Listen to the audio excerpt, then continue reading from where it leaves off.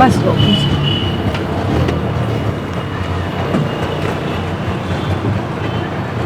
पूरे 15,000 देने। और कितने पैसे देने होंगे इन डकैतों को? अस्पताल में लूटने का धंधा खोल रखा है। बेटी एडमिट है, इलाज चल रहा है, पैसे तो देने पड़ेंगे ना।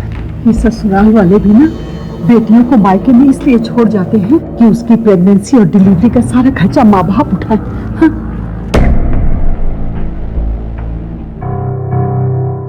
15 दिन हो गए हमारी श्रेया को एडमिट किए हुए, पैसा भी डिपॉजिट किया जा चुका है, फिर आप लोगों से डिस्चार्ज क्यों नहीं कर रहे हैं? मामूली सा पाँव ही तो फिसला था ना, लूट मचा रखी है आप लोगों ने।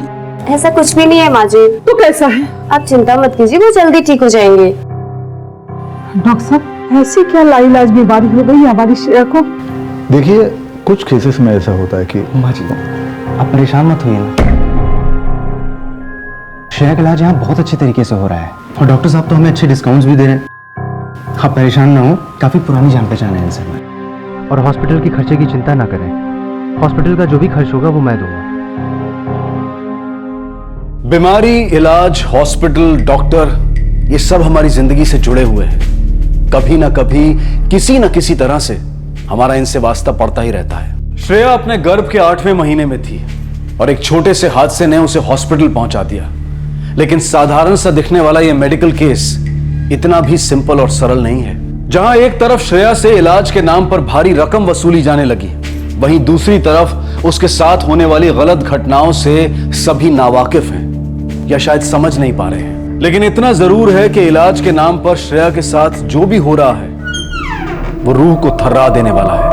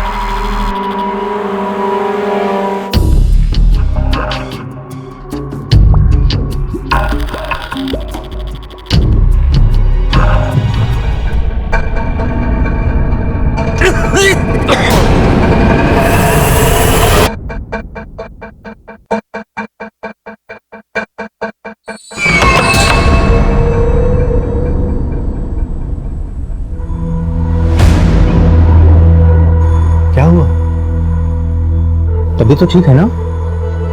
कुछ ठीक नहीं है, बहुत घबराहट हो रही है और डर भी लग रहा है। क्यों? डर क्यों लग रहा है तुमको? और वैसे भी अब तुम अकेली थोड़ी ना हो, यह है ना तुम्हारा नया बॉडीगार्ड। क्या हुआ? कुछ नहीं, वॉशरूम जाना है। अच्छा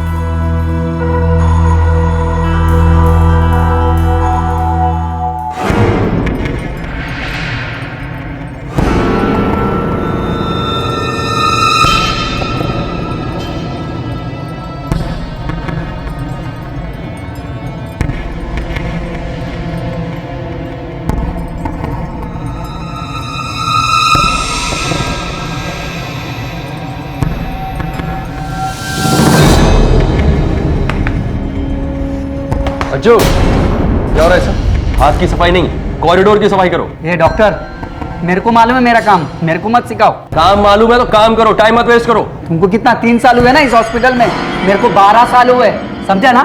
मेरे को मत सिखाओ। क्या? काय नाही मला शिकवतो।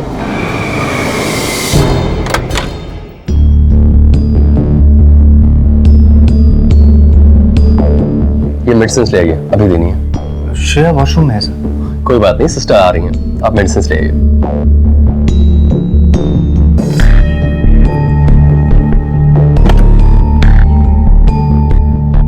निखिल, गुड मॉर्निंग, कैसी हैं आप? आइए।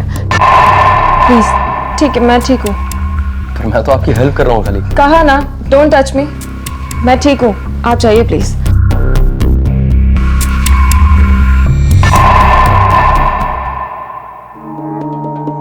अरे माँ, अरे कीर्ति, अच्छा हुआ तू आ गई। मैं तो आ गई, अपनी क्वीन विक्टोरिया कहाँ है? नर्स अंदर चेंज करा रही है। माँ एक बात बता, ये डॉक्टर ने यहाँ किराए पे रूम देना शुरू किया है क्या? अरे 3 हफ्ते हो गए अपनी श्रेया को यहाँ। पाँव में मोच ही तो आई थी, और ड्यू डेट तो माँ अभी आगे है ना। श्रेया, बच्चा क्या हुआ है तुझे? 3 हफ्ते से यहाँ। माँ, बच्चे तो हमने भी जने हैं ना, ऐसे 4 हफ्ते पहले से थोड़ी कोई एडमिट करता है। बिल्कुल सही कहा आपने। आप श्रेया की बड़ी बहन कीर्ति। डॉक्टर, इतने दिन से क्यों एडमिट करके रखा है इसे, बताएंगे आप? Young lady, good morning. नींद आई रात को? Doctor Singh, would you please से समथिंग? हुआ क्या है श्रेया को, और कितने दिन और रखना है यहाँ पर? अगर ये अपना ख्याल नहीं रख पाती तो हमें इसका ख्याल रखना पड़ेगा ना। मतलब रीजन क्या है इसे यहाँ रखने का? कॉम्प्लिकेशंस। 34th वीक है। 8वें महीने में इस तरह से गिरने से क्या होता है ये आपको बताने की जरूरत नहीं है। आपने भी बच्चे डिलीवर किए हैं ना। Now would you please excuse अस, मुझे इन्हें चेक करना है। आपको जो भी सवाल पूछने हैं आप मेरे केबिन में आके पूछ सकते हैं, प्लीज।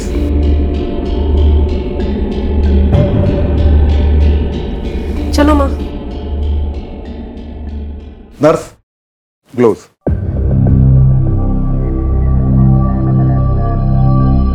डॉक्टर,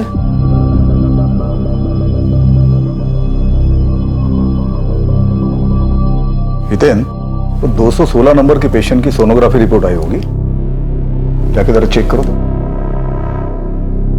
ठीक है सर। सॉरी डॉक्टर, मैं हितेन के प्रेजेंस में कंफर्टेबल फील नहीं करती हूँ बिल्कुल भी। No issues, I understand. Thank you.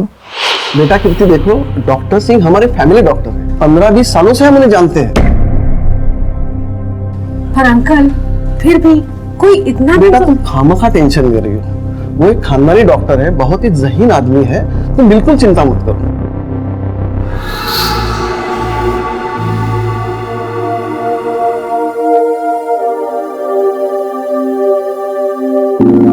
हल्की सी इन्फेक्शन है,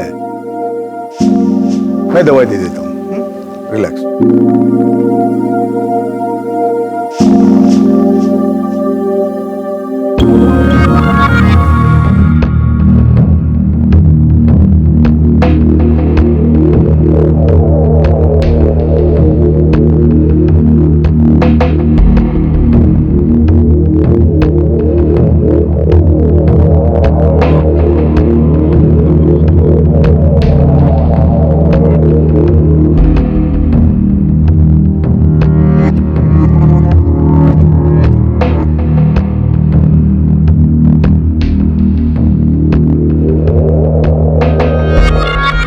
देखिए, टेस्ट रिपोर्ट तो आ गई है, थोड़ी सी कॉम्प्लिकेशंस है। बच्चे को ऑक्सीजन ठीक से नहीं मिल रही है, हार्ट बीट फ्लिकर हो रही है उसकी। तो आज रात तक वेट करते हैं, अगर नॉर्मल डिलीवरी हो जाए तो अच्छा है। वैसे हमने आईवी से ऑक्सीटोसिन शुरू किया है, जिससे लेबर पेन होने में मदद होगी, लेकिन कल तक अगर पेन नहीं हुआ तो सी सेक्शन करना पड़ेगा। Let's hope for the best. कल मिलते हैं।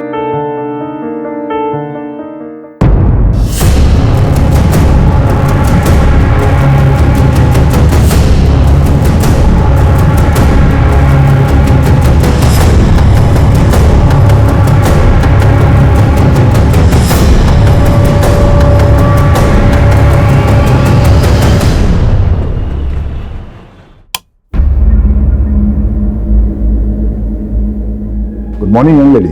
Good morning. कैसे हो? फाइन। डॉक्टर, मेरा हाथ बहुत सुन सा लग रहा है। अच्छा सिस्टर, हेमो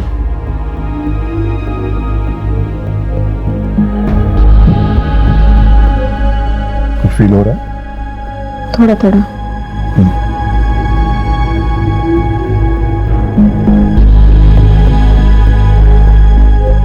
फील हो रहा है? नहीं डॉक्टर, कुछ भी फील नहीं हो रहा है। सिस्टर डोंट वरी, सब ठीक हो जाएगा। ये सब कॉम्प्लिकेशंस की वजह से है।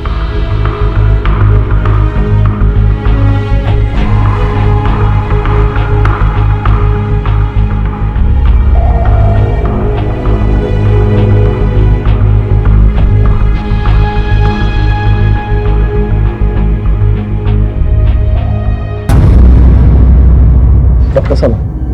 Yes doctor. Congratulations, it's a boy. But complications थोड़ी सी बढ़ गई है। क्या हुआ डॉक्टर? बच्चा रो नहीं रहा था, बच्चे के लंग्स काफी वीक है, तो हमने उसे NICU में शिफ्ट कर दिया। हाँ, और श्रेया को भी हमने ICU में शिफ्ट कर दिया। डोंट वरी, सब ठीक हो जाएगा। See you.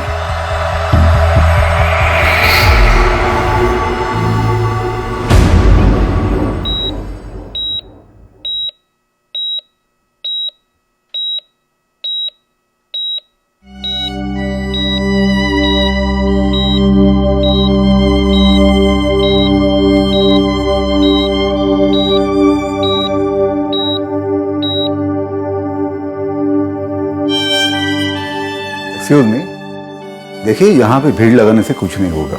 ICU में पेशेंट से मिलने का टाइम सुबह 9 से 10 और शाम को 5 से 6 बजे का है। आप लोग प्लीज रिसेप्शन में बैठिएगा, प्लीज।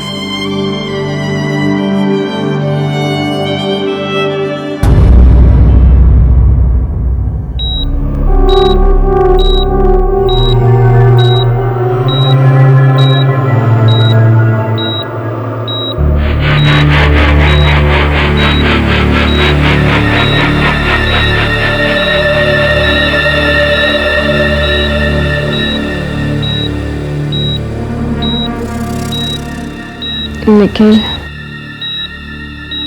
कीर्ति दीदी, निखिल, कीर्ति दीदी।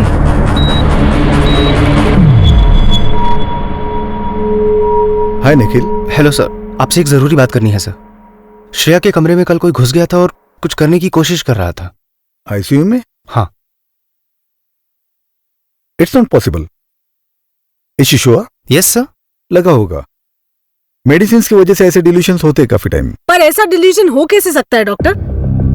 अब कहना क्या चाहती है? मैं सिर्फ इतना कहना चाहती हूँ कि वो जरूर डॉक्टर हितेन होगा। व्हाट? जी हाँ, श्रेया को उसका आसपास में रहना बिल्कुल पसंद नहीं है और मुझे उसी पे डाउट है। डॉक्टर हितेन इस हॉस्पिटल के काबिल डॉक्टर है, वो ऐसा कभी नहीं कर सकते। लेकिन डॉक्टर, जब श्रेया खुद से कह रही है। अगर आप लोग इंसिस्ट कर रहे हैं तो डॉक्टर हितेन को इस केस से हटा देता हूँ। Please sir. Okay, I will do it right away, don't worry.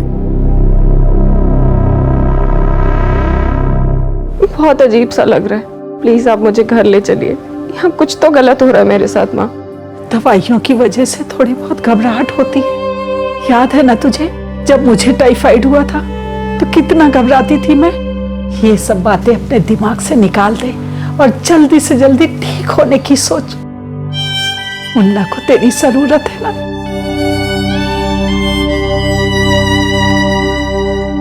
Doctor Singh, excuse me doctor Singh, एक मिनट, एक बात थी।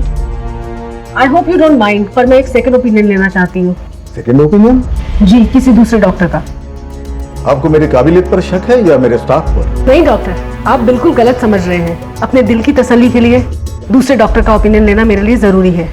तो मुझे श्रेया की फाइल्स चाहिए। आप अपने लिमिट्स क्रॉस कर रही हैं। निखिल, अगर तुम्हें भी यही लगता है तो इंडेमनिटी बॉन्ड पर साइन कर दो और अपनी पत्नी और अपने बेटे को लेकर जा सकते हो। लेकिन अगर कॉम्प्लिकेशंस बढ़ गई तो उसके लिए जिम्मेदार मैं नहीं रहूंगा, चाहे वो कल हो या परसों।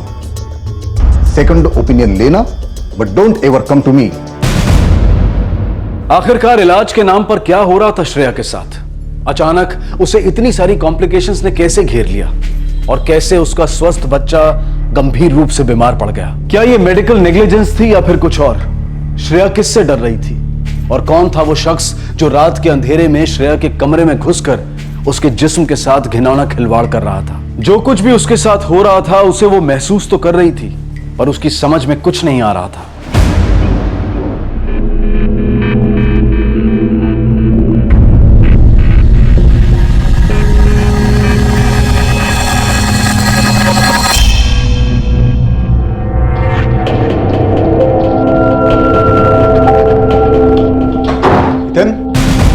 क्या कर रहे हो यहाँ पर? मैंने मना किया था तुम्हें श्रेया के फंसाने के लिए। पता है सर, लेकिन वो नर्स अनवेल थी और पेशेंट को इंजेक्शन ऑफ दिस केस। तुम इस केस पर नहीं हो अभी। बात समझ में नहीं आती? आखिर क्या चाहते क्या हो तुम? पेशेंट की फैमिली हम पे केस करे, ये हॉस्पिटल बंद हो जाए? आखिर क्या दुश्मनी क्या तुम्हारे मेरे साथ? आई एम सॉरी सर, लेकिन मैं तो सिर्फ केयर से आ गया था injection. Please get out.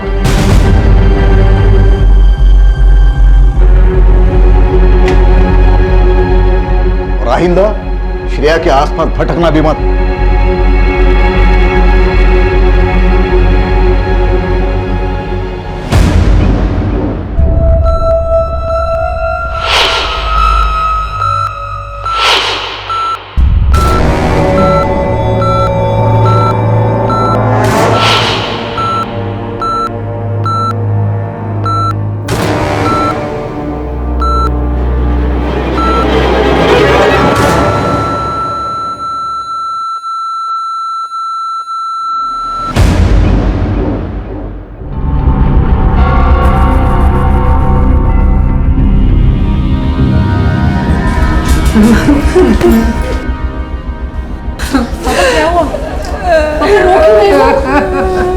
Nikhil, क्या हुआ? बोलो तो।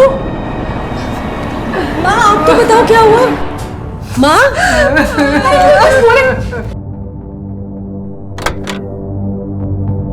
श्रेया, श्रेया क्या हुआ बच्चा? दीदी, मुन्ना। मुन्ना? मुन्ना को क्या हुआ है? बोल। मुन्ना नहीं रहा।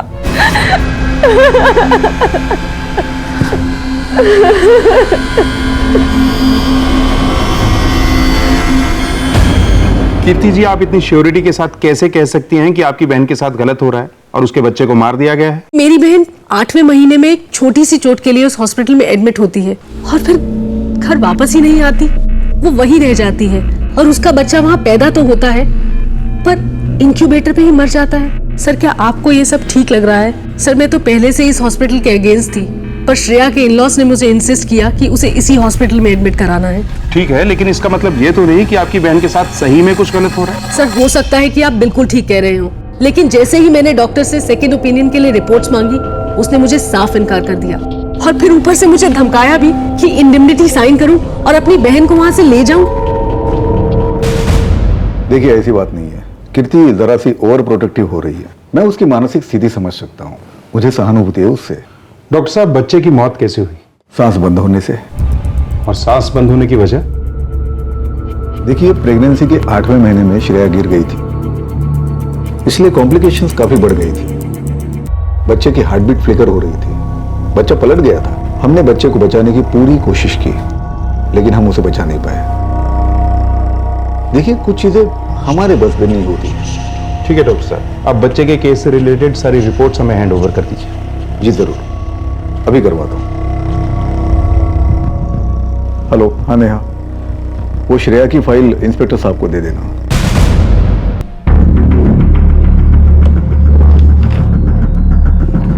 Thank you.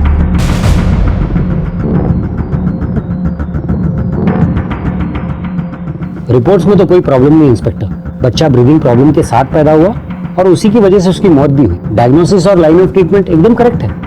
डॉक्टर, आप एक बार फीटस रिपोर्ट भी तो चेक कीजिए। 8 महीने तक तो सारी रिपोर्ट्स ठीक थी, फिर क्या हुआ? बच्चे को तो नॉर्मल पैदा होना चाहिए था। देखिए, मैं आपकी परेशानी समझ सकता हूँ, पर कॉम्प्लिकेशंस हो जाती हैं कभी कभी।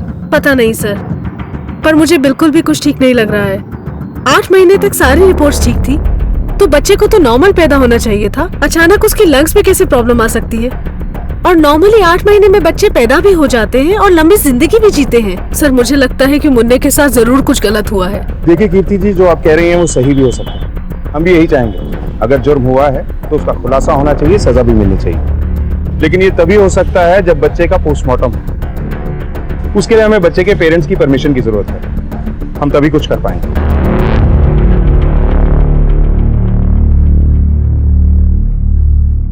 क्या हो रहा है ये? मुन्ना के पोस्टमार्टम के लिए पुलिस को आपकी परमिशन चाहिए। साइन कर दीजिए। चला गया ना, क्यों उसकी दुर्गति कर रहे हैं आप लोग?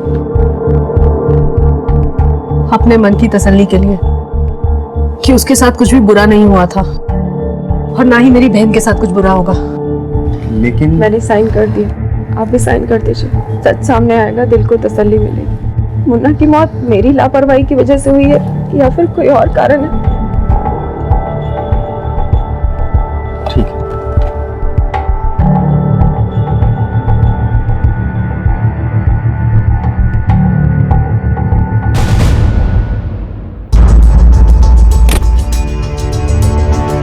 सर, श्रेया के बेटे की पोस्टमार्टम रिपोर्ट आ गई है।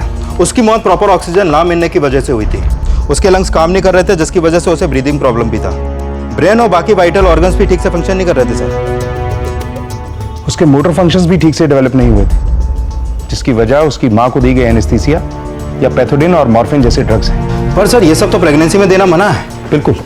फिर श्रेया को ये दवाइयां किसने दी होंगी? तुम हॉस्पिटल से उसके मेडिकल की फाइल की कॉपी लाए थे? हाँ सर। लेके आओ। सर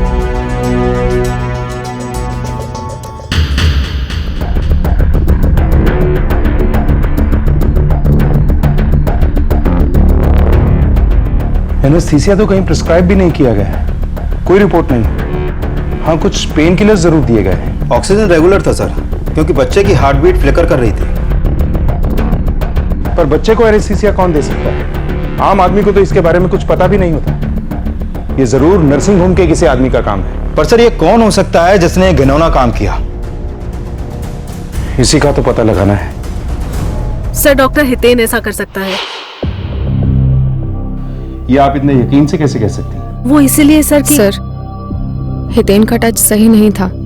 1-2 बार इंजेक्शन लगाने के बहाने इधर उधर छूता था और बेहोशी की हालत में मैंने फील किया कि मेरे कमरे में जैसे कोई आया है। तो आपने इस बात की कंप्लेंट नहीं की? सर जैसे ही मुझे श्रेया ने बताया, मैंने डॉक्टर से कंप्लेंट की थी, पर डॉक्टर ने मुझे कहा कि पेशेंट को दवाइयों की हालत में ऐसे हेलुसिनेशंस होते रहते हैं। पर सर मुझे हितेन पे पूरा डाउट है कि उसी ने कुछ किया है।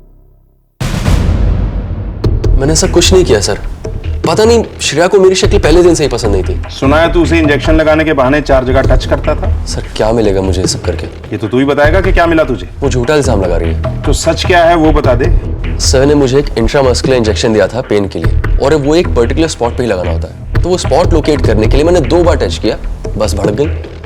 जो कि नॉर्मल प्रोसेस है सर, आप किसी से ही पूछ सकते हैं। चलो मान लिया कि तू हरीश चंद्र की औलाद है। अब एक सच और बता दे, उसे केटामाइन का एनेस्थीसिया और सेडेटिव्स कितनी बार दिया? क्या बात कर रहे हैं सर आप? ये ड्रग्स प्रेग्नेंट लेडी को नहीं दी जाती हैं। तो फिर क्यों दी?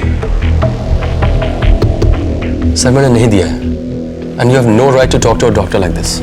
मेरे पास मेडिकल एसोसिएशन और कोर्ट दोनों का ऑर्डर है तुझसे पूछताछ करने का, क्योंकि श्रेया के बेबी की पोस्टमार्टम रिपोर्ट कहती है कि उसकी बॉडी में एनेस्थेटिक और सेडेटिव मेडिसिन का ओवरडोज मिला है। व्हाट? कहीं अज्जू ने तो नहीं किया सर? कौन अज्जू? सर अज्जू हमारा वार्ड बॉय। वो अक्सर फीमेल पेशेंट्स के आसपास मंडराता रहता था, उनकी फोटोज निकालता रहता था। अक्सर मैंने उसको श्रेया के रूम से भी बाहर निकलते देखा रात में।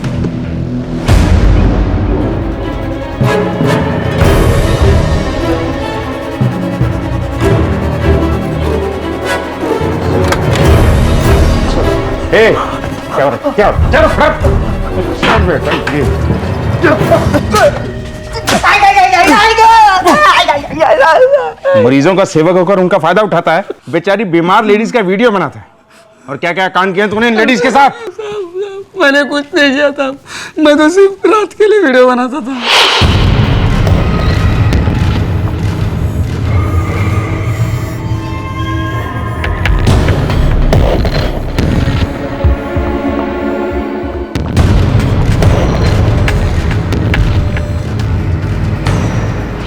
माँ बहनों का वीडियो बनाने का बड़ा शौक है ना तुझे?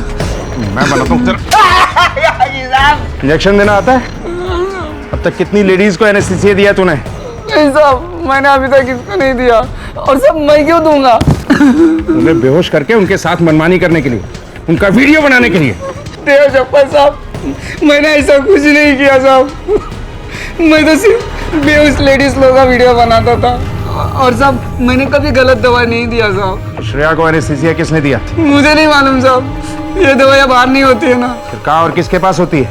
सब वो डॉक्टर हिते ना और बड़े साहब है ना, उनके पास। पता नहीं सर, श्रेया के केस में एक अजीब सी बात हुई। 34th वीक में गिरने के बाद जब उसे एडमिट किया गया तो इतने लंबे हॉस्पिटलाइजेशन की कोई जरूरत नहीं थी, ऐसी कोई कॉम्प्लिकेशन नहीं थी।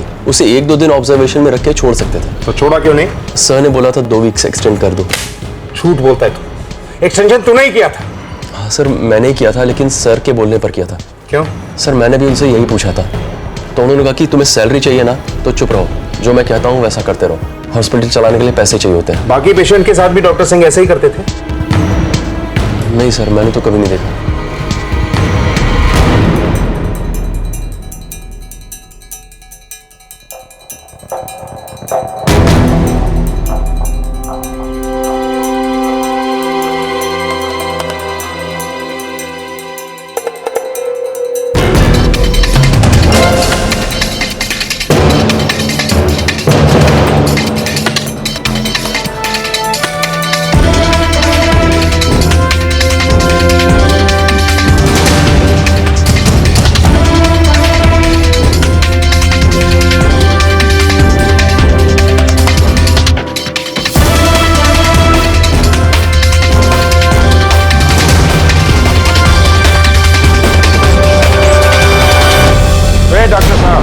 चलिए, बहुत हो गया, लेके जाओ इन्हें।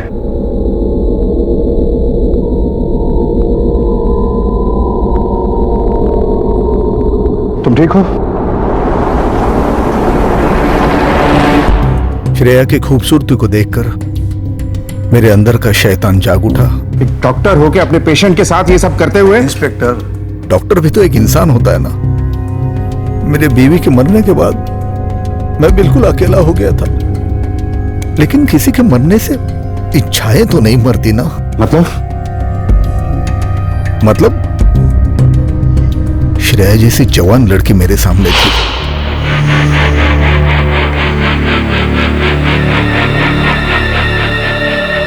मैं खुद को रोक नहीं पाया। मैंने उसे इलाज के बहाने हॉस्पिटल में ही रोक लिया। उसकी फैमिली वालों को बताया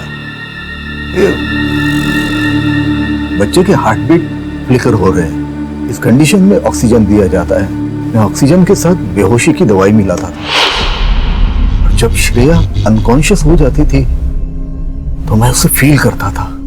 श्रेया तेरी हैवानियत का शिकार बनी रही थी, फिर उस मासूम बच्चे की जान क्यों ली? श्रेया को हॉस्पिटल में रोकने के लिए मैंने उसके बच्चे का सहारा लिया। मैंने उस बच्चे में कॉम्प्लिकेशंस पैदा किए, लेकिन एनेस्थीसिया का डोज थोड़ा ज्यादा हो गया तो बच्चे की तबीयत खराब हो गई। ऊपर से श्रेया की बहन दूसरे किसी डॉक्टर से कंसल्ट कर रही थी। वो ये राज खुलने जाए, इसलिए मैंने बच्चे की जान ले ली।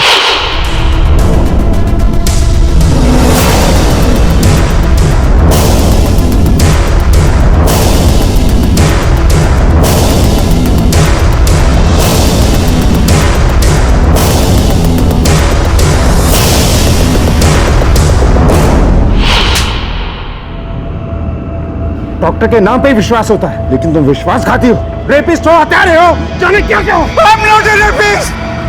I'm not a rapist! मैं श्रेया के शरीर के साथ सिर्फ खेलता था। मैंने कभी उसके साथ सेक्स नहीं किया, क्योंकि मुझे पता था उसकी कंडीशन इतनी बुरी है कि अगर मैं वैसे करता तो मैं फंस जाता। अगर उसकी कंडीशन ठीक होती तो तू रेप करता, कर ही दिया था तूने। अगर हम लोग टाइम पर नहीं पहुंच जाते, डॉक्टर के पाक साहब प्रोफेशन पर कालिक पोत दिया तूने। अपने प्रोफेशन का नाजायज फायदा उठाया है। कैसे करेगी कोई औरत किसी मेल गायनिक पे विश्वास? Shame on you, doctor. Shame on you. Doctors को भगवान का दर्जा दिया जाता है, उन पर आंखें बंद करके विश्वास किया जाता है, अपनों को उनके हवाले किया जाता है इस उम्मीद के साथ कि वो उनका सही इलाज करेंगे और उनकी सेहत और जान के साथ कोई खिलवाड़ नहीं करेंगे। डॉक्टर सिंह श्रेया की बीमारी में कॉम्प्लिकेशन सिर्फ इसलिए पैदा कर रहे थे क्योंकि उनके जहन की गंदगी उनकी प्रोफेशन पर हावी हो रही थी। श्रेया की शारीरिक बीमारियों के लिए तो दवाएं हैं, लेकिन डॉक्टर सिंह जैसे लोगों का मानसिक मर्ज लाइलाज है। इस मर्ज में उन्हें किसी की जान लेने तक में कोई संकोच नहीं होता। ऐसे लोग अपनी हरकतों से कभी बाज नहीं आते। उन्हें मरीज की जिंदगी और मौत से कोई सरोकार नहीं होता, वो सिर्फ अपना स्वार्थ देखते हैं। स्वार्थ कभी पैसों के नाम पर, कभी वासना के नाम पर, तो कभी अपना नाम बेचने के नाम पर। विस्तार से तहकीकात करने पर डॉक्टर सिंह के ऐसे कई और मामले सामने आए। श्रेया ने इलाज के नाम पर बहुत कुछ खोया। उसका मानसिक संतुलन सुधरने में न जाने कितना वक्त लगे। कीर्ति ने मौके की नजाकत समझी, पर शायद देर से। निखिल ने डॉक्टर सिंह पर आंख बंद करके विश्वास किया और बदले में उसे विश्वासघात मिला। बात बिल्कुल साफ है, हमें हर जगह सतर्क रहना होगा। रास्ता हो, स्कूल हो, हॉस्पिटल हो या फिर कोई भी जगह हो। अब मैं अनूप सोनी आपसे विदा लेता हूं। फिर मुलाकात होगी अगले एपिसोड में एक और चौंका देने वाले केस के साथ। तब तक अपना और अपने परिवार का ख्याल रखें और देखते रहें क्राइम पेट्रोल डायल 100। सबक एक को, सीख हम सबको। जय हिंद। आप જે સબસ્ક્રાઇબરને કોલ કરી રહ્યા છો તે હમણાં સ્વિચ ઓફ છે। મમ્મા પાપા કબ આएंगे? आ जाएंगे बेटा।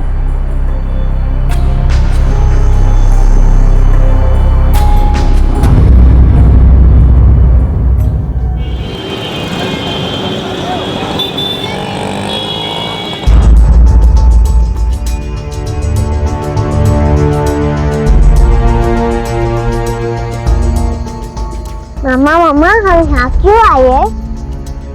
बेटा आपके पापा को ढूंढने आए हैं। हम मिल जाएंगे पापा?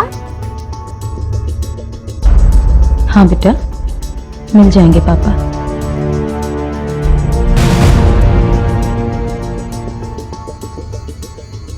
सर सुधीर हर रोज की तरह कल सुबह 9 बजे ऑफिस के लिए निकल गए थे। ये आपका बैग, टिफिन रख दिया मैंने इसमें। ठीक है, बाय बेटा, पढ़ाई करना ठीक से। हाँ चलो चलो पापा को बाय करने, चलो चलो चलो जल्दी। बाय बाय बाय कर दो, फ्लाइंग किस कर दो जल्दी से। फ्लाइंग किस जल्दी से। बाय।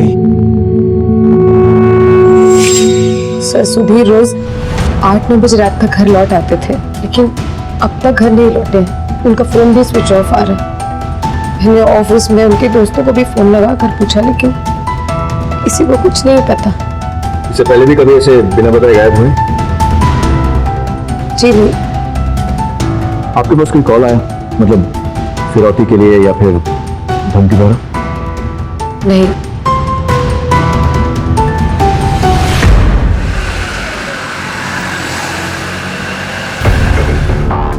एक 30 साल का घर गृहस्थी वाला इंसान अचानक गायब हो जाता है। अब या तो किसी से दुश्मनी थी और गायब करवा दिया गया, और या फिर अपनी मर्जी से कहीं चला गया। सर अगर अपनी मर्जी से चला भी गया है तो कोई तो वजह होगी। अपनी मर्जी से गया है या गायब किया गया है, लेकिन दोनों ही सिचुएशन में मामला संगीन है। एक काम करो, इसकी मोबाइल लोकेशन ट्रैकिंग पे डालो, पता करो इसकी लास्ट लोकेशन क्या थी। सर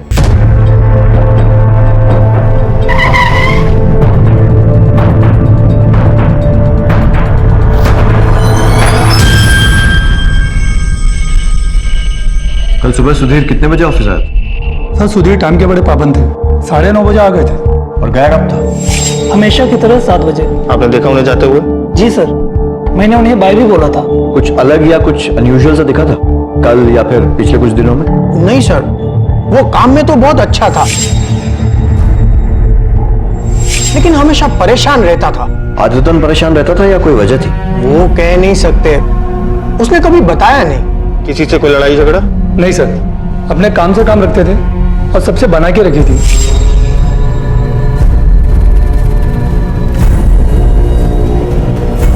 ऑफिस से निकलने के बाद वो कैसे जाते थे? साहब वो पिछले कई दिनों से तो अपनी कार लेकर आते थे, लेकिन पिछले हफ्ते से वो ऑटो से आ रहे थे और जा रहे थे। साहब आजकल वो रोज ऑटो से आते जाते थे, कल आवाज दी तो सामने से निकल गया, रुका ही नहीं। किस तरफ गया? इधर से आई। वो इस तरफ क्यों आया होगा? उसका घर तो दूसरी तरफ है। सर हो सकता है कि वो यहाँ किसी का वेट कर रहा हो, या फिर किसी से मिलने आया हो। एक काम करो, आसपास जो भी सीसीटीवी या ट्रैफिक कैमरा फुटेज है चेक करो, शायद वो दिखे। सर। और हाँ, सुधीर का ईमेल अकाउंट और सोशल नेटवर्किंग अकाउंट भी चेक करो। गायब होने वाले दिन उसने किस किस से बात की पता करो। चलो सर।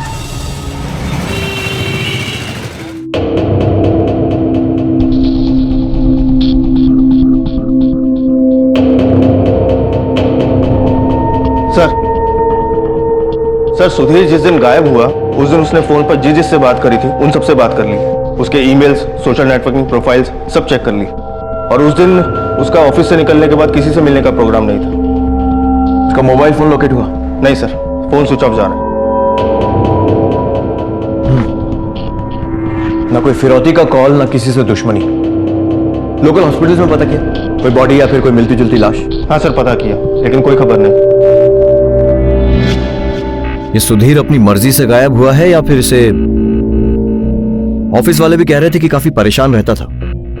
अब इसके गायब होने की वजह जानने के लिए इसकी परेशानी का कारण जानना बहुत जरूरी है, और वो इसके घर से ही पता लगेगा। चलो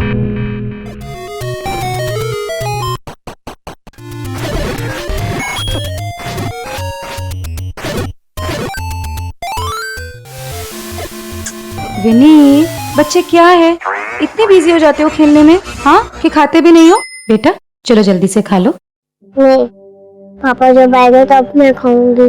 बेटा पापा आ जाएंगे, आप खा लो ना प्लीज। पापा को फोन लगाओ ना।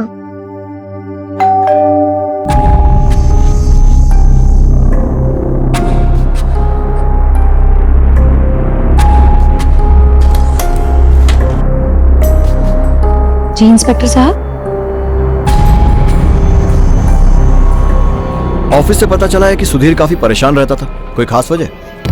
जी आदत थी, हर छोटी मोटी बात पे बहुत परेशान हो जाते थे। अच्छा, पिछले कुछ दिनों में कुछ हुआ था, कुछ घटना वगैरह जिसकी वजह से टेंशन हुआ? नहीं सर, वो तो अपने ऑफिस की कोई भी बात घर पे नहीं शेयर करते थे।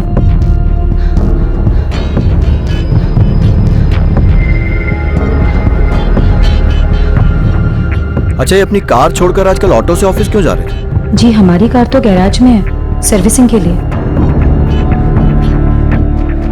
सर कार लेके तो नहीं भागा? उस गैराज का एड्रेस मिल सकता है? जी सर।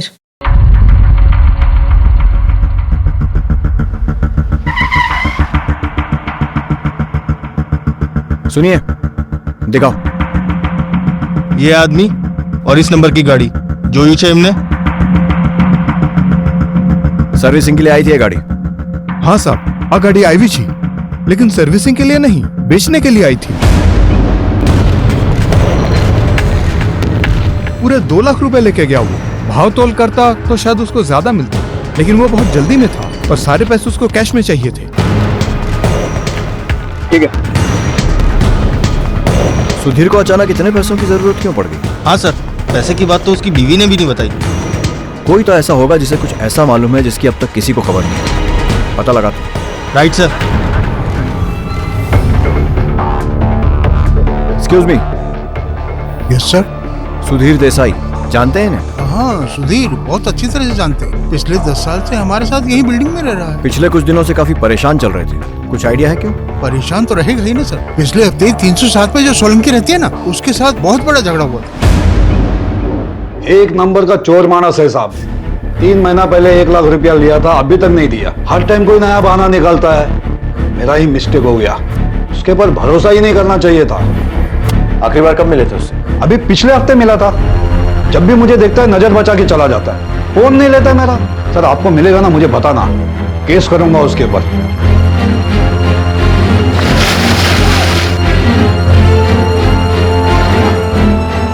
सर सुधीर ने ऑफिस में से तो बहुत बार लोन लिया है, समझो ना, हमेशा कर्जे में ही रहता था। 1 मिनट, ये देखिए, अभी गए हफ्ते ही उसने 2 लाख रुपया लिया है, और 1 महीने पहले तो उसने 1.5 लाख रुपया लिया है। कभी कुछ चुकाया नहीं? नहीं सर, वैसे तो वो बहुत शरीफ और खुददार आदमी था। उसने अपनी सैलरी से आधे से ज्यादा पैसा चुकाने के लिए पहले ही बोल दिया था, लेकिन कुछ समय पहले उसने रिक्वेस्ट की थी कि उसके पैसे काटे न जाए। सुपरवाइजर था ना वो? हाँ। तो हीरो के लेन देन में कोई गड़बड़? नहीं सर, वैसे तो वो बहुत शरीफ है, इसीलिए तो हम उस पर बहुत विश्वास करते थे। अच्छा, कभी उसने लोन लेने की वजह बताई? नहीं सर, कभी बताया नहीं। हाँ, पर एक बार उसको फोर्स किया था तो उसने बोला कि पर्सनल मैटर है। थैंक यू साहब। पहले एडवांस में पैसे देते थे सुधीर साहब, इधर महीने भर से सब उधार खाता। बहुत बकाया है उस परिवार पे। जब से सुधीर गए हैं तब से अपने पापा के आने का इंतजार कर रही है विनी। अपने पापा की गाड़ी की आवाज दूर से ही पहचान लेती है। पर गाड़ी तो बेच दी सुधीर ने। क्या? जी हाँ, आपके ऊपर वाले सोलंकी जी से 1 लाख, अपने ऑफिस से कई लाख, काफी सारा कर्जा लेकर रखा था उसने। कार बेच दी? कर्जा ले रखा था? आपको कभी कुछ बताया नहीं उसने? नहीं। आप लोगों की कुछ फाइनेंशियल प्रॉब्लम थी? जी, सुधीर अपनी नौकरी से थक गए थे और अपना खुद का बिजनेस शुरू करना चाहते थे। करीब 1 साल से वो इसी कोशिशों में लगे थे और ये भी बता रहे थे कि अपनी सैलरी से कुछ बड़ा हिस्सा वो अपने उस बिजनेस के लिए रख रहे हैं। कुछ बड़ा करना था उन्हें। किस चीज का बिजनेस करना था? अकेले या फिर किसी के साथ पार्टनरशिप में? मुझे नहीं पता, क्योंकि वो सारी बातें घर पर नहीं बताते थे। अच्छा, अपने सारे कागज पत्र मतलब डॉक्यूमेंट्स कहाँ रखते हैं? जी, अंदर कमरे में। हम लोग देख सकते हैं? जी बिल्कुल, आइए।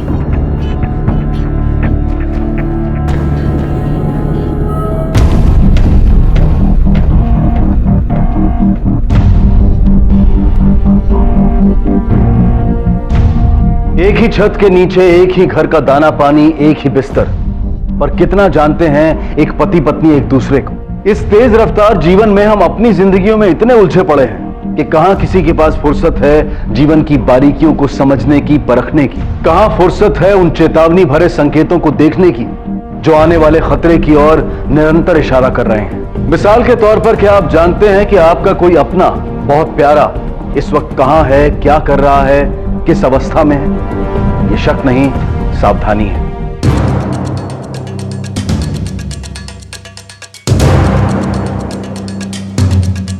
बिजनेस का तो कोई नामो निशान नहीं इन कागजों में। सर, सुधीर के अकाउंट में इस वक्त 3700 रुपए और ज्यादातर कैश विड्रॉल। और उधार उसने लाखों का लेकर रखा था। खर्च का किए इतने पैसे? हाँ सर, और वो घर पे भी पूरी सैलरी नहीं दे रहा था। ऑफिस से उधार, पड़ोसियों से उधार, दोस्तों से उधार। किया क्या इतने पैसों का? बिजनेस तो कहीं दिख नहीं रहा है। सर, बिजनेस वाली बात झूठी भी तो हो सकती है।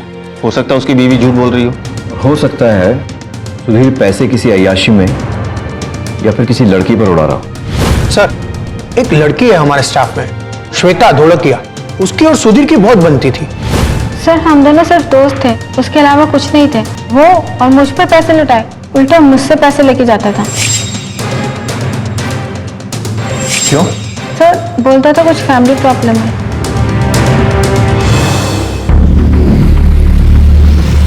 ऑफिस वाले कह रहे हैं फैमिली प्रॉब्लम और पत्नी कह रही है बिजनेस। ये आदमी मुझे कुछ ठीक नहीं लग रहा है। या तो खुद किसी मामले में फंसा हुआ है या फिर सबको फांस रहा है। सर, 4 दिन हो गए इसे गायब हुए, अब तक कोई सुराग नहीं। कहीं सुसाइड या मर्डर केस तो नहीं? हेलो,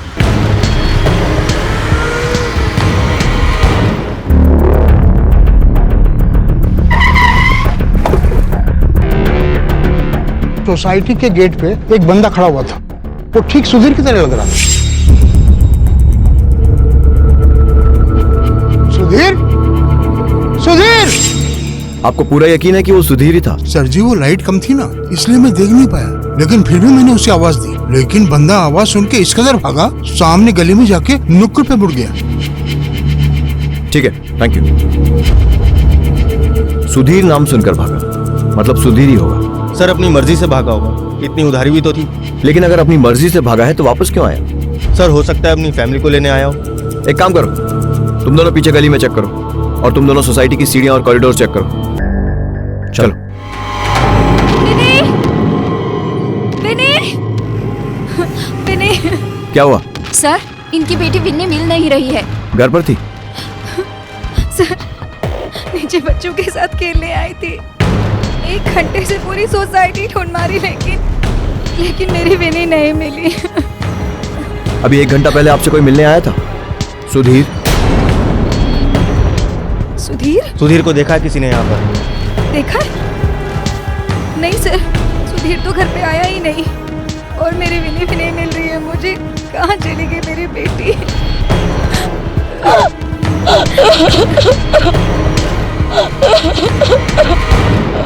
पहले पिता फिर बेटी, एक के बाद एक दोनों गायब हो गए। क्या किसी ने कुछ कर दिया था इन्हें, या फिर कुछ हो गया था इनके साथ? कहीं खुद पिता ने ही अपनी बेटी का अपहरण तो नहीं कर लिया था, लेकिन कोई पिता अपनी बेटी का अपहरण क्यों करेगा? और सबसे बड़ा सवाल यह था कि एक साधारण से व्यक्ति सुधीर देसाई को इतने सारे पैसों की क्या जरूरत आन पड़ी थी? क्या वो इन पैसों के जरिए किसी की जिंदगी में मुसीबत लाने वाला है, या फिर वो खुद किसी मुसीबत का शिकार है? सर ये केस तो और भी कॉम्प्लिकेटेड होता जा रहा है। हाँ पटेल, सुधीर पहले गायब होता है, फिर अपने घर के पास में दिखाई देता और फिर गायब हो जाता। सर इस बार तो उसकी बेटी भी गायब है। एक काम करो, आसपास के सभी थानों को अलर्ट करो और सुधीर और उसकी बेटी का फोटो भी सर्कुलेट करो। Right sir.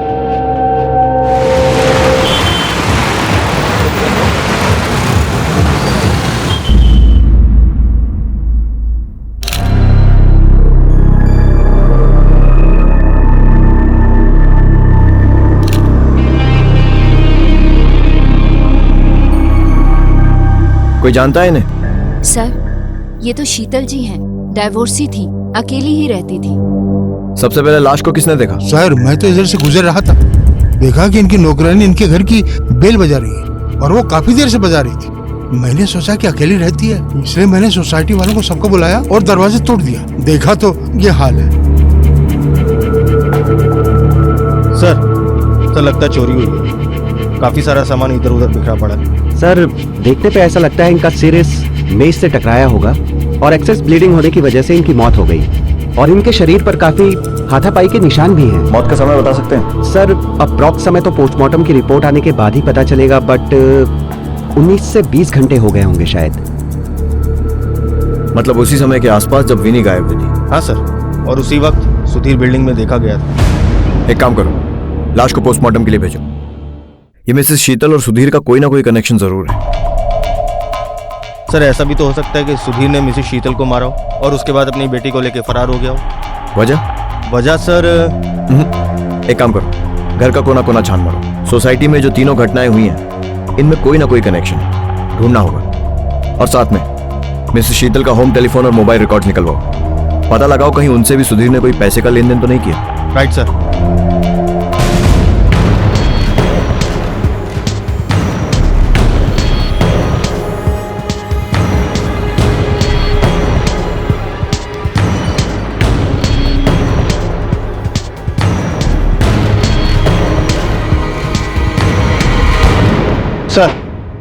सर सुधीर और मिसेस शीतल के बीच में बैंक अकाउंट के जरिए कोई लेन देन नहीं हुआ, पर सर कॉल रिकॉर्ड के मुताबिक एक बड़ी अजीब बात सामने आई है। सर मिसेस शीतल कुछ नंबर के साथ लगातार संपर्क में थी।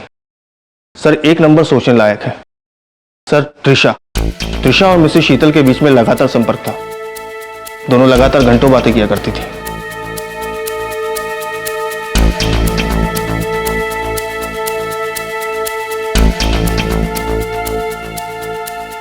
पटेल, 27 मई की शाम को शीतल भट्ट का मर्डर हुआ, जिस समय त्रिशा अपने घर में थी जो विनी गायब हुई।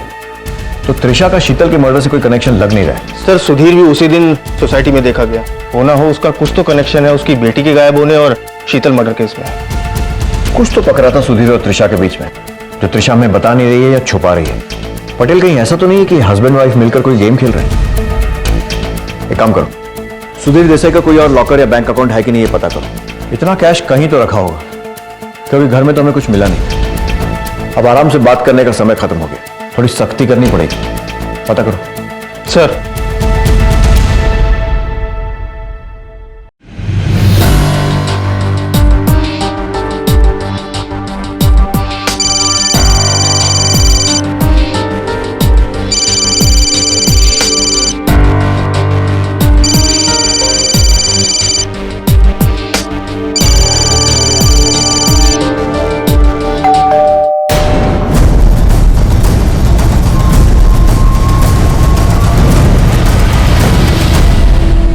सर सुधीर की फाइनेंशियल डिटेल्स चेक की हमने।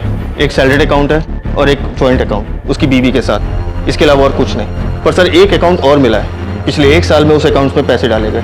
पैसे डालने वाला एक ही इंसान, मुंबई का विनीत। एड्रेस मिल गया सर।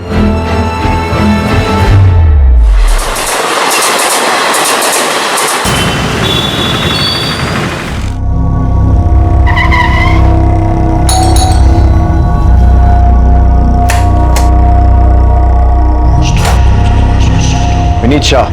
जी हाँ। विनी,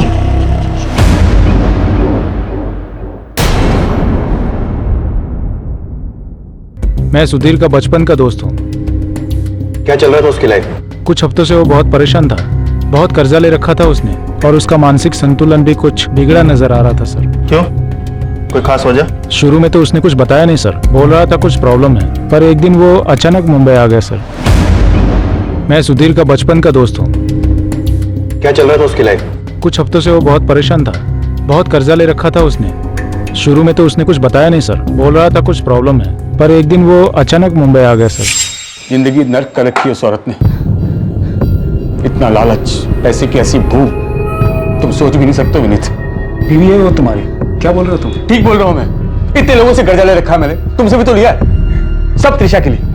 अब वो बोल रही कि कुछ भी करो 9 लाख रुपए लेके आओ, नहीं तो क्या, नहीं तो खुद जान दे देगी और मेरी बेटी विनी को भी जेल तक मार देगी। क्या बोल रहे हो तुम? कहां से लाओ पैसे? मैं गाड़ी बेच दी मैंने, 2 लाख मिले उसको दे दिया। अब नहीं होगा मुझसे, अब ये सब नहीं होगा मुझसे। मैं इस औरत के साथ नहीं रह सकता, थक गया हूं मैं, पागल हो जाऊंगा। मन करता है कि जान दे दूं मैं अपने। संभालो अपने आप को।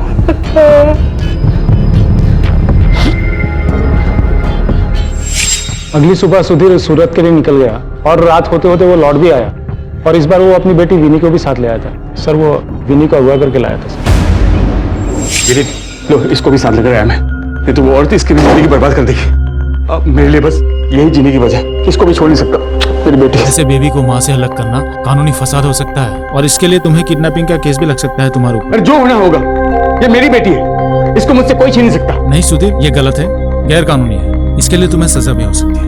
और तुमने इस बच्चे के बारे में सोचा कि नहीं? हाँ, क्या होगा? तुम तो इधर उधर भागते रहोगे, लेकिन इस नन्ही सी जान का क्या? तो क्या करूं मैं? बैठो बैठो, पहले बैठो बैठो। देखो, कानून का सहारा लो। बीवी से नहीं बनती ना, तो कोर्ट में लीगली डिवोर्स ले लो। बच्ची की कस्टडी के लिए कोर्ट में अपील करो ना तुम। मेरी एडवाइस शायद सुधीर को सही लगी, और वो 28 को सूरत के लिए निकल गया और विनी को हमारे पास छोड़ गया सर। ना तो वो उस रोज लौटा, ना ही अगले दिन। हमने उसे फोन करने की भी ट्राई की, पर उसका फोन स्विच ऑफ बता रहा था सर।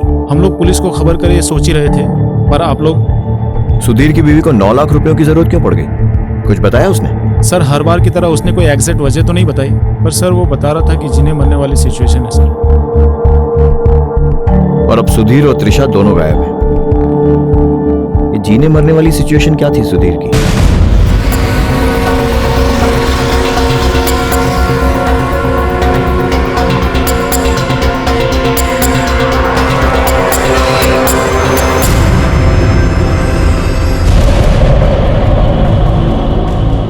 ये कहां चली गई?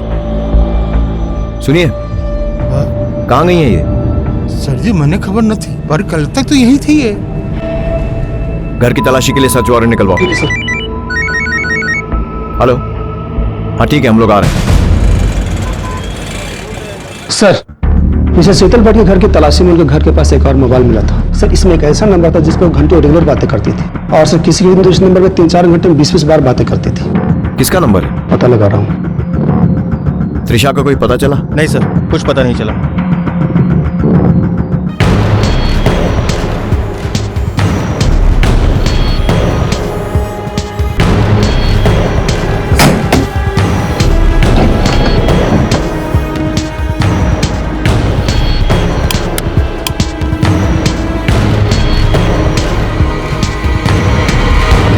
सर 27 को पहली बार सुधीर मुंबई से सूरत आया, और उसी दिन विनी गायब हुई।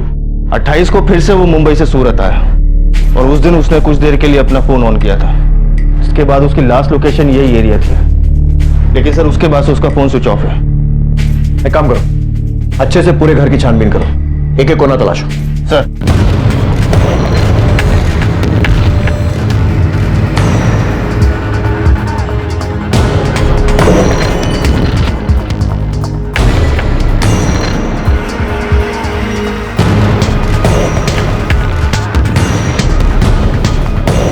कुछ मिला? नहीं।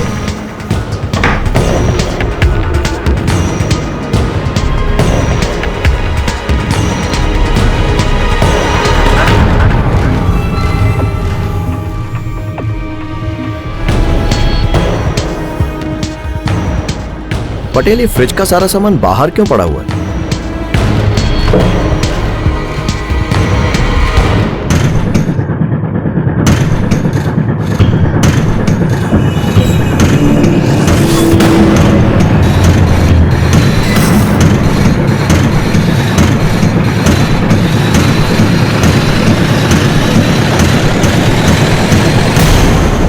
जैसे आकाश में खूबसूरती से घूमता धूमकेतु एकाएक धरती का रुख कर धरती पर गिरकर कहर मचा देता है, वैसे ही इस केस की दिशा सुधीर की लाश मिलने के बाद एकाएक बदल गई। संदेह के घेरे में अब सुधीर नहीं बल्कि उसकी बीवी आ गई। लाश का मिलना, त्रिशा का गायब हो जाना इस केस को एक नई दिशा देने लगा। सर सुधीर की पोस्टमार्टम रिपोर्ट। सुधीर की मौत 28 को हुई थी, चाकू के गोदने से। Kitchen knife. सर ये चाकू, सर ये घर के बाहर पीछे कूड़ादान में मिला। हत्या के बाद इसे साफ तो किया गया था, लेकिन फिर भी इस पे से खून के धब्बे गए नहीं। 25 को सुधीर गायब हुआ, जिसकी कंप्लेन त्रिशा लिखवाती है 26 को, और 27 की शाम को मिसेस शीतल की हत्या होती है यहां सूरत में। 27 को ही सुधीर मुंबई से सूरत पहुंचता है और 27 की शाम को ही विनी गायब होती है। 28 को मिसेस शीतल की बॉडी मिलती है। 28 को सुधीर फिर मुंबई से सूरत आता है, जहां उसकी हत्या होती है और उसकी लाश उसके अपने ही घर के रेफ्रिजरेटर में रखी जाती है। और त्रिशा पिछले 10 दिनों से गायब है, पर मुजरिम कितना ही होशियार क्यों ना हो, कोई ना कोई गलती जरूर करता है। ये कितने का है? ये 2 लाख का है मैम। अच्छा, और सेट्स दिखाएंगे? जी। ये वाला कितने का है? ये 1.5 लाख आएगा। और कुछ ऑप्शंस होंगे आपके पास जो लेटेस्ट डिजाइन हो?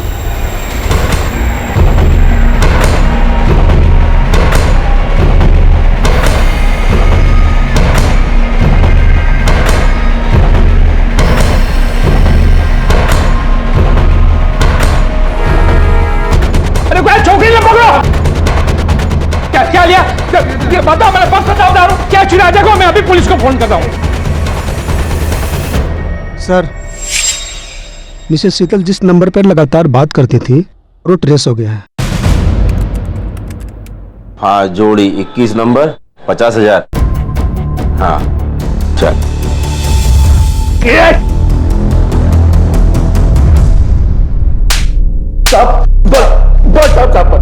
साहब मैं मानता हूँ मेरे सट्टे का धंधा है साहब। वो बुढ़िया, वो शीतल मैडम, वो मेरी पुरानी क्लाइंट थी साहब। उसका तो पूरा खर्चा ही सट्टे से चलता था साहब, और कभी डीलिंग में भी कोई प्रॉब्लम नहीं आई साहब। मारा क्यों उसको?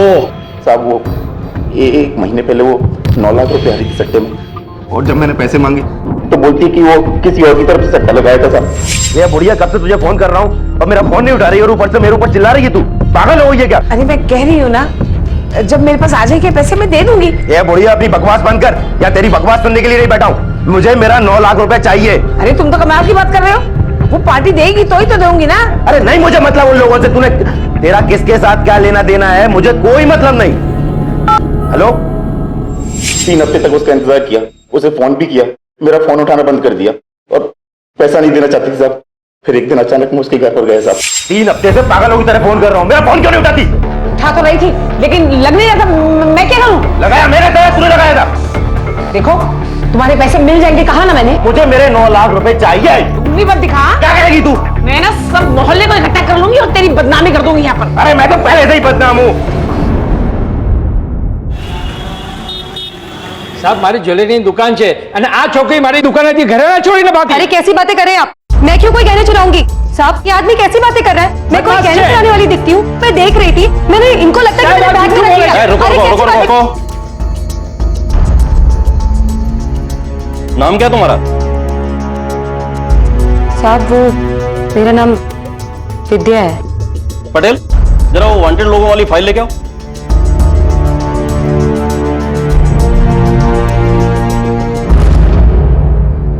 साहब मैंने कुछ नहीं किया है, वो मेरे बच्चे मेरे इंतजार कर रहे हैं घर पर, प्लीज मुझे जाने दीजिए।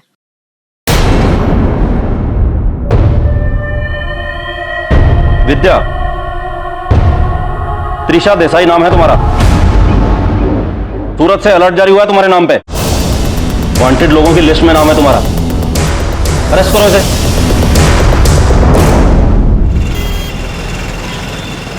सुधीर देसाई, जानता है इसे? नहीं साहब। त्रिशा देसाई, सुना ये नाम?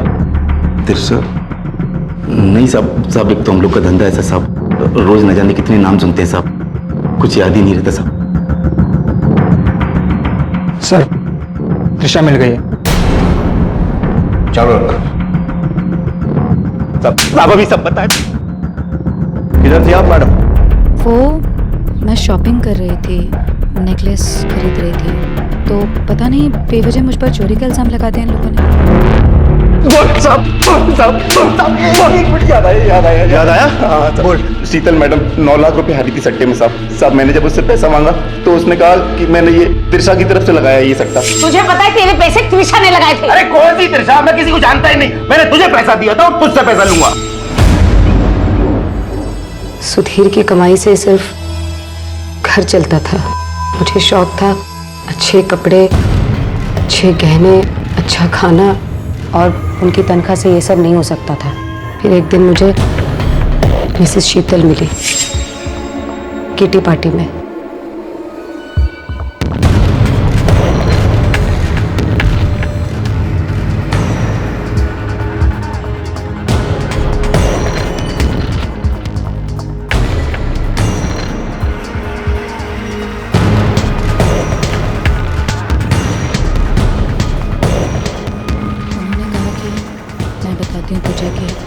ज़्यादा से ज़्यादा पैसे कैसे कमाते हैं।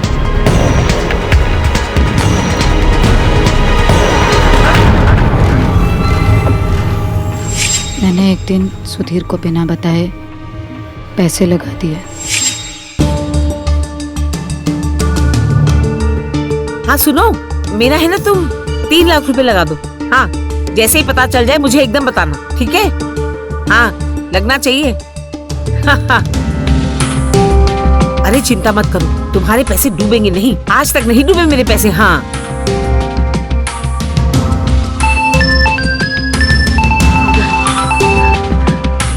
हेलो, क्या 6 लाख? क्या? पहले जीती फिर हार गई। उसके बाद सुधीर से मैंने और पैसे मांगे। हाँ जितेंद्र भाई, आपको पैसा मिल जाएगा। हाँ मैं ऑफिस पहुंच रहा हूँ ना। ठीक है। हाँ ठीक। सुधीर मुझे 2 लाख रुपए चाहिए बस। 2 लाख? 2 लाख किस वक्त? मैं हर सवाल का जवाब देना तुम्हें जरूरी नहीं समझती, समझे तुम? मैंने कहा ना मुझे पैसे चाहिए तो चाहिए बस। अरे पैसा पैसा पैसा शू कर छे? इतने पैसे दिए तुम्हें, करती क्या तुम? मैंने कहा ना मुझे पैसे चाहिए तो मुझे चाहिए बस। ठीक है देखता हूँ, परेशान मत कर तुम मुझे। पैसे लाए हो? पैसा? कौन सा पैसा? अरे मैंने सुबह कहा था ना कि मुझे 2 लाख रुपए चाहिए। घर में आते जाते सिर्फ पैसा मांगती रहती हूँ। मैंने कब कहा था कि आज ही दूंगा तुम्हें पैसा? अरे इतनी बड़ी रकम इंतजाम करने में टाइम लगता है। बहाने मत बनाओ, मैंने कहा था मुझे। मैं बहाना नहीं मार रहा, तुम कभी भी पैसा मांगती हो। मुझे खेलना था। मैंने किसी भी तरह रो धो के सुधीर को कर्जा लेने के लिए कहा और उन्होंने कर्जा लिया, बहुत लिया, बार बार लिया।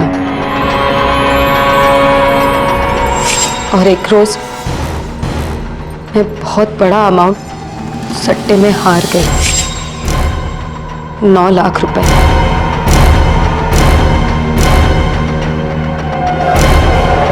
इधर दूसरी तरफ मिसेस शीतल फोन कर करके मुझे धमकियां देने लगी, पैसों के तगादे मारने लगी।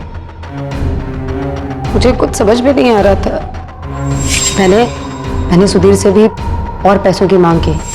ये क्या, सिर्फ 1 लाख? मैंने 2 लाख मांगे थे ना। हाँ तो मेरे से जितना हो सका मैंने किया ना। जितना हो सका क्या मतलब है? मैंने तुमसे 2 लाख मांगे थे, ये 1 लाख किस लिए लाए हो? 1 लाख रखो ना तुम, 2 लाख क्या तुम बार बार मांगते हो? तुम करती क्या पैसे की? तुम्हें ज्यादा जानने की जरूरत नहीं इस बारे में, ठीक है? मैंने तुमसे 2 लाख मांगे, मुझे 2 लाख रुपए चाहिए बस। मुझे जाना नहीं है, मैं पैसे दे रहा हूँ, मुझे जाना नहीं है। सुधीर ने मना कर दिया। मैंने एक दिन कहा कि अगर मुझे पैसे नहीं मिले तो मैं जहर खा के मर जाऊंगी और विनी को भी मार दूंगी। सुधीर ने गाड़ी बेच दी। गाड़ी से सिर्फ 2 लाख रुपए निकले। एक दिन वो भाग गया और मेरी बेटी को भी लेके चला गया। सर मैं पागल हो गई थी। विनी मेरी जान है सर, कैसे लेके जा सकता है वो मेरी बेटी को? कैसे बोल सकता है कि मुझसे डिवोर्स चाहिए?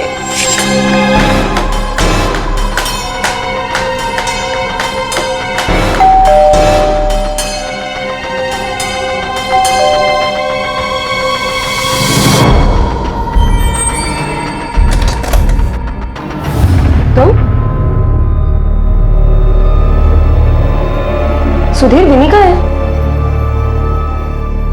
सुधीर, मैं कुछ पूछ रही हूँ, विनी कहाँ है? सुधीर, बोलते क्यों नहीं हो? विनी जहां पर भी है ठीक है, तुम्हें उसकी चिंता करने की जरूरत नहीं है। और अब मुझे तुम्हारे साथ नहीं रहना, मुझे डिवोर्स चाहिए। क्या? हाँ, मेरी जिंदगी बर्बाद करके रख दी तुमने, बस अब मैं सहन नहीं कर सकता। सुधीर, सुधीर ये कैसी बातें कर रहे हो तुम? सुधीर, मैं वादा करती हूँ सुधीर, मैं दोबारा ऐसा नहीं करूंगी और मैं सट्टा भी नहीं खेलूंगी। I promise. प्लीज, मैं तुम्हारे और विनी के बिना नहीं रह सकती। झूठी हो तुम जैसी औरत माफी के काबिल नहीं हो। तुम्हें सिर्फ पैसा चाहिए, पैसा। तुम्हारा पति, बच्चा, सब पैसा है। सुधीर, तुम मेरे साथ ऐसा नहीं कर सकते सुधीर, समझे? नहीं कर सकते ऐसा तुम, समझे? चाकू साफ किया और फेंक दिया। फिर सुधीर की लाश को फ्रिज में डाल दिया।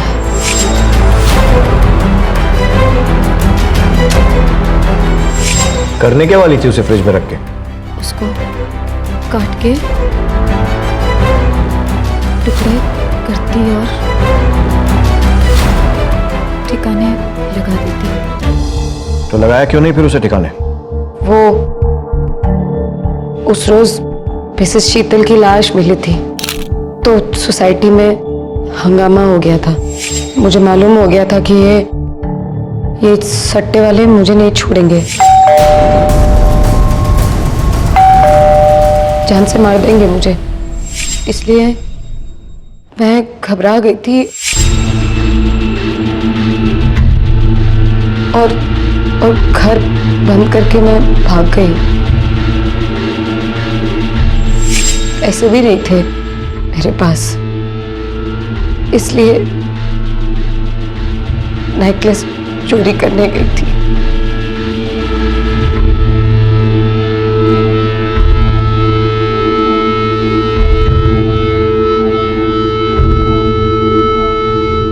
संतोष, सेटिस्फैक्शन, ये मिडिल क्लास मानसिकता का आदर्श है। उसकी पहचान उसकी खूबसूरती है। लेकिन यही संतोष जब लालच में तब्दील हो जाता है तो मिडिल क्लास परिवार, या यूं कहें कि किसी भी परिवार या व्यक्ति का ताना बाना टूट जाता है। परिवार और व्यक्ति दोनों बिखर जाते हैं। कुछ ऐसा ही हुआ त्रिशा के साथ, उसके परिवार के साथ। महत्वाकांक्षा बुरी चीज नहीं है, लेकिन अगर उसको हासिल करने का तरीका जायज ना हो तो नतीजे नाजायज ही निकलते हैं। चाहत अच्छी है, सपने जरूरी है, लेकिन नैतिकता को ताक पर रखकर पैसा कमाने की होड़ को लालच कहते हैं और आमतौर पर इसके नतीजे मासूम परिवारजनों को झेलने पड़ते हैं, जैसे कि अब विनी को झेलने पड़ेंगे। पिता की मृत्यु हो गई और मां को हत्या, सट्टेबाजी और चोरी के अपराध में उम्र कैद की सजा। जिंदगी सबक देती है, गलतियों को सुधारने का मौका देती है और ना सुधरने पर कड़ा सबक दंड के रूप में मुकर्रर करती है। अब मैं अनूप सोनी आपसे विदा लेता हूं। फिर मुलाकात होगी अगले एपिसोड में और खुलासा करेंगे एक और जुर्म का। तब तक अपना और अपने परिवार का ख्याल रखें और देखते रहें क्राइम पेट्रोल डायल 100। सबक एक को, सीख हम सबको। जय हिंद। इस तरह के और भी एपिसोड देखने के लिए हमारे चैनल को सब्सक्राइब करें और बेल आइकन दबाना ना भूलें।